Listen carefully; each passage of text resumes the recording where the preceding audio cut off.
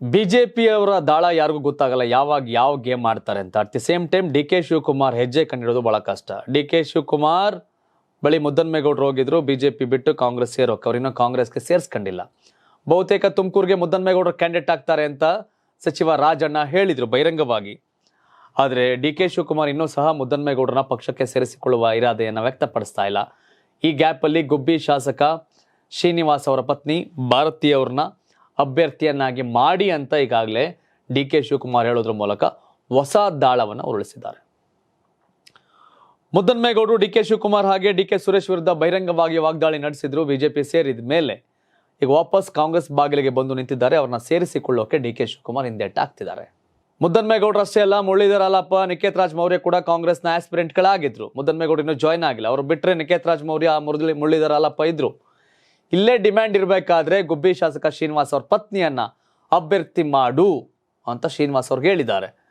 ಅಯ್ಯೋ ದೇವ್ರೆ, ಚುನಾವಣೆಗೆ ನಿಲ್ತೀವಿ ಅಂತ ಬಿ ಫಾರ್ಮ್ ಕೇಳ್ಕೊಂಡು ಬಂದವ್ರನ್ನ ಬಿಟ್ಟು ಮನೇಲಿ ಕೂತಿರೋರ್ನ ಕರೆದು ಟಿಕೆಟ್ ಕೊಡ್ತೀವಿ ಅಂತ ಡಿ ಕೆ ಶಿವಕುಮಾರ್ ಹೇಳ್ತಿರೋದ್ರ ಹಿಂದೆ ಒಂದಷ್ಟು ಲಾಜಿಕ್ ಲೆಕ್ಕಾಚಾರಗಳಿದೆ. ತುಮಕೂರು ಕ್ಷೇತ್ರ ಕಾಂಗ್ರೆಸ್ನಲ್ಲಿ ಒಕ್ಕಲಿಗರೇ ನಿಲ್ಲಬೇಕು ಅನ್ನೋದು ಡಿ ಕೆ ಶಿವಕುಮಾರ್ ಅವರ ಇರಾದೆ. ಆದರೆ ಆ ಒಕ್ಕಲಿಗ ಅಭ್ಯರ್ಥಿ ಮುದ್ದನ್ಮೇಗೌಡರು ಬೇಡ, ಅದನ್ನ ಮೀರ್ ನಾನು ರಾಜಕಾರಣ ಮಾಡಬೇಕು ಅನ್ನೋದು ಡಿ ಕೆ ಶಿವಕುಮಾರ್ ಲೆಕ್ಕಾಚಾರ. ಹೀಗಾಗಿ ಗುಬ್ಬಿ ಶಾಸಕ ಶ್ರೀನಿವಾಸ್ ಅವ್ರ ಪತ್ನಿ ಭಾರತಿಯವ್ರನ್ನ ಅಭ್ಯರ್ಥಿ ಮಾಡುವ ಲೆಕ್ಕಾಚಾರಕ್ಕೆ ಮುಂದಾಗಿದ್ದಾರೆ. ಸೊ ಬಹುತೇಕ ಗುಬ್ಬಿ ಶ್ರೀನಿವಾಸ್ ಈ ದಿಸೆಯಲ್ಲಿ ಒಪ್ಪಿಕೊಂಡಿದ್ದಾರೆ. ಭಾರತಿಯವರು ಸಹ ಆಸಕ್ತಿಯನ್ನು ಹೊಂದಿದ್ದಾರೆ. ಯಾಕಂದ್ರೆ ಈಗಾಗಲೇ ಅವರು ಸ್ಥಳೀಯ ಸಂಸ್ಥೆ ಚುನಾವಣೆಗಳಲ್ಲಿ ಸ್ಪರ್ಧೆ ಮಾಡಿದ್ದವರೇ ಭಾರತಿಯವರು.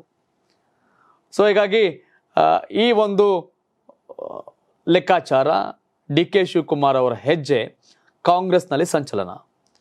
ರಾಜಣ್ಣ ರೆಬಲ್ ಆಗವ್ರೆ, ನಾವ್ ಹೇಳದ್ ಬಿಟ್ಟು ಅಲ್ಲಿಂದ ಕಳ್ಸೋರು ಹೆಂಗಾಗತ್ತೆ, ಆಗಲ್ಲ ಅಂತ ಅವ್ರಿಗಾಗಲೇ ಡಿ ಕೆ ಶಿವಕುಮಾರ್ ಎಚ್ಚರಿಕೆ ಕೊಟ್ಟಿದ್ದಾರೆ. ಒಂದು ವಿಚಾರ ಏನು ಅಂತಂದ್ರೆ, ಇನ್ನೊಂದಷ್ಟು ಡಿ ಸಿ ಎಂ ಬೇಕು, ಮತ್ತಷ್ಟು ಡಿ ಸಿ ಎಂ ಬೇಕು ಅಂತ ಪದೇ ಪದೇ ರಾಗ ಎಳೆಯೋ ರಾಜಣ್ಣ ವಿರುದ್ಧ ಡಿ ಕೆ ಶಿವಕುಮಾರ್ ರೋಚೆಗೆದ್ದಿದ್ದಾರೆ. ರಾಜಣ್ಣ ಯಾವುದೇ ಪ್ರಪೋಸಲ್ ತಂದ್ರು ರಿಜೆಕ್ಟ್ ಮಾಡೋದು ಡಿ ಕೆ ಶಿವಕುಮಾರ್. ಮುದ್ದನ್ಮೇಗೌಡ್ರನ್ನ ಮತ್ತೆ ಪಕ್ಷದ ಬಾಗಿಲಿಗೆ ಕರೆದುಕೊಂಡು ಬರ್ತಾ ಇರೋದು ರಾಜಣ್ಣ. ಮುದ್ದನ್ಮೇಗೌಡ್ರ ಕ್ಯಾಂಡಿಡೇಟ್ ಆಗ್ತಾರೆ ಅಂತ ಹೇಳ್ತಿರೋದು ರಾಜಣ್ಣ. ಹೀಗಾಗಿ ರಾಜಣ್ಣ ಪ್ಲೇ ಮಾಡುವ ಕಾಯಿನ್ಗೆ ಪ್ರತಿಯಾಗಿ ಡಿ ಕೆ ಶಿವಕುಮಾರ್ ಈಗ ಭಾರತಿ ಶ್ರೀನಿವಾಸ್ ಅವರ ಕಾಯಿನ್ ಪ್ಲೇ ಮಾಡಿದ್ದಾರೆ. ಒಟ್ಟಾರೆ ತುಮಕೂರು ಕಾಂಗ್ರೆಸ್ನಲ್ಲಿ ಸುಲಭವಾಗಿ ಡಿ ಕೆ ವಿರೋಧಿ ಗ್ಯಾಂಗ್ ದೊಡ್ಡ ಮಟ್ಟಕ್ಕೆ ಎಮರ್ಜ್ ಆಗೋದು ಸಾಧ್ಯತೆಗಳಿಲ್ಲ.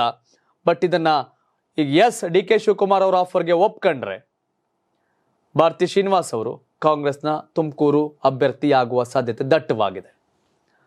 ಬಟ್ ಮುದ್ದನ್ಮೇಗೌಡರು 2014 ನರೇಂದ್ರ ಮೋದಿ ಅಲೆ ಇದ್ದಾಗಲೇ ಕಾಂಗ್ರೆಸ್ ಇಂದ ಗೆದ್ದಿದ್ರು. ಸ್ವಂತ ಸಾಮರ್ಥ್ಯವನ್ನು ಹೊಂದಿರತಕ್ಕಂಥ ನಾಯಕ ಕೂಡ ಹೌದು ಮುದ್ದನ್ಮೇಗೌಡರು. ಆದರೆ ಕಳೆದ ಬಾರಿ ತುಮಕೂರು ಗ್ರಾಮಾಂತರದಿಂದ ಜೆಡಿಎಸ್ ಅಭ್ಯರ್ಥಿ ಗೌರಿಶಂಕರ್ ಸೋಲಿಗೆ ಕಾರಣ ಮುದ್ದನ್ಮೇಗೌಡರು. ಬಿಕಾಸ್ ಅವರು ಬಿಜೆಪಿ ಪರವಾಗಿ ಪ್ರಚಾರ ಮಾಡಿದ್ರು. ಷಡಕ್ಷರಿ ಸೋಲ್ಸೋಕೆ ತಿಪ್ಟೂರ್ಗೆ ಹೋಗಿದ್ರು. ತುರುವೇಕೆರೆಯಲ್ಲಿ ಬಿಜೆಪಿ ಪರವಾಗಿ ಪ್ರಚಾರ ಮಾಡಿದ್ರು. ಇವೆಲ್ಲ ಮಾಡಿದ್ದಾರೆ. ಹೀಗಾಗಿ ಅವ್ರು ಬೇಡ ಅನ್ನೋದು ಗೌರಿಶಂಕರ್ ಆದಿಯಾಗಿ ಒಂದಷ್ಟು ಜನರ ಮಾತು. ಡಿ ಕೆ ಶಿವಕುಮಾರ್ ಮನೆಗೆ ಮುದ್ದನ್ಮೇಗೌಡರನ್ನ ಕರ್ಕೊಂಡು ಹೋಗಿದ್ದು ಇದೇ ಗುಬ್ಬಿ ಶ್ರೀನಿವಾಸ್ ಅವರು, ಇವರೆಲ್ಲ ಇದ್ರು. ಆದ್ರೆ ಈಗ ಗುಬ್ಬಿ ಶ್ರೀನಿವಾಸ್ ಅವ್ರ ಮನೆಗೆ ಟಿಕೆಟ್ ಆಫರ್ ನೀಡೋದ್ರ ಮೂಲಕ ಮುದ್ದನ್ಮೇಗೌಡರ ಪರವಾಗಿ ಲಾಬಿ ಮಾಡ್ತಿದ್ದವ್ರಲ್ಲ ಈಗ ಗುಂಪನ್ ಮಾಡಿದ್ದಾರೆ. ಬಟ್ ಗುಬ್ಬಿ ಶ್ರೀನಿವಾಸ್ ಮಹತ್ವಾಕಾಂಕ್ಷಿ ಮನುಷ್ಯ. 2004ರಿಂದ ಗುಬ್ಬಿಯ ಶಾಸಕ, 20 ವರ್ಷದಿಂದ ಅವರೇ ಇಲ್ಲಿ MLA. ಪತ್ನಿ ಕೂಡ ರಾಜಕೀಯವಾಗಿ ಆಸಕ್ತಿ ಇದೆ ಶ್ರೀನಿವಾಸ್ ಅವ್ರ ಪತ್ನಿಗೆ. ಸೊ ಹೀಗಾಗಿ ಭಾರತಿಯವರು ಒಪ್ಕೊಂಡ್ರೆ, ಶ್ರೀನಿವಾಸ್ ಅವರು ಸಾಥ್ ಕೊಟ್ರೆ, ಡಿ ಕೆ ಶಿವಕುಮಾರ್ ಬಯಸಿದಂತೆ ಭಾರತಿ ಶ್ರೀನಿವಾಸ್ ಅವರು ತುಮಕೂರು ಲೋಕಸಭಾ ಕ್ಷೇತ್ರದ ಕಾಂಗ್ರೆಸ್ ಅಭ್ಯರ್ಥಿ ಆಗುವುದು ಬಹುತೇಕ ಫಿಕ್ಸ್ ಆಗಿದೆ. ನಿಮ್ ಪ್ರಕಾರ ವೀಕ್ಷಕರೇ, ತುಮಕೂರು ಲೋಕಸಭಾ ಕ್ಷೇತ್ರ ವ್ಯಾಪ್ತಿಯಲ್ಲಿ ಕಾಂಗ್ರೆಸ್ ಅಭ್ಯರ್ಥಿ ಯಾರಾಗಬೇಕು? ಭಾರತಿಯವರ, ಮುದ್ದನ್ಮೇಗೌಡರ, ನಿಖೇತ್ ರಾಜ್ ಮೌರ್ಯ ಅವರ, ಮುರಳೀಧರ್ ಹಾಲಪ್ಪನ? ಬಿಜೆಪಿಯಿಂದ ಸೋಮಣ್ಣ ಅಂತ ಹೇಳಲಾಗ್ತಿದೆ. ಬಟ್ ಬಿಜೆಪಿಯಿಂದ ಯಾರ ಅಭ್ಯರ್ಥಿ ಆದ್ರೆ ಸೂಕ್ತ? ತುಮಕೂರು ಲೋಕಸಭಾ ಕ್ಷೇತ್ರ ವ್ಯಾಪ್ತಿ ಈ ಬಾರಿ ಯಾರ ತೆಕ್ಕೆಗೆ ಹೋಗುತ್ತೆ, ಕಾಂಗ್ರೆಸ್ಗ ಬಿಜೆಪಿಗ? ನಿಮ್ಮ ಅಭಿಪ್ರಾಯ ಏನು? ಕಾಮೆಂಟ್ ಮಾಡಿ ತಿಳಿಸಿ. ಧನ್ಯವಾದ. ಇದು ಕರ್ನಾಟಕ ಟಿವಿ, ಕನ್ನಡಿಗರ ಧ್ವನಿ.